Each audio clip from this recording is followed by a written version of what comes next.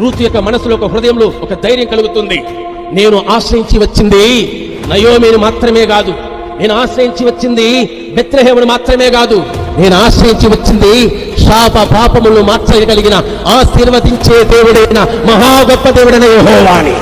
హల్లెలూయా! ఆ మహా గొప్ప దేవుడు నా జీవితంలో ఉన్న ఎంతటి కార్యాలైనా మార్చి నా జీవితాన్ని మారుస్తాడని నమ్మకంతో, విశ్వాసంతో దేవుడి వైపు చూడడం ప్రారంభించింది. అందుకే బైబిల్లో ఉంటుంది, రూతు గ్రంథంలో 2వ అధ్యాయంలో చెప్పబడి, నీవు సురక్షితముగా ఉండుటకు యెహోవా యొక్క రెక్కల క్రిందకు వచ్చి ఉన్నావు. చప్పట్లు కొట్టి దేవుని మహిమపరచు. హల్లెలూయా!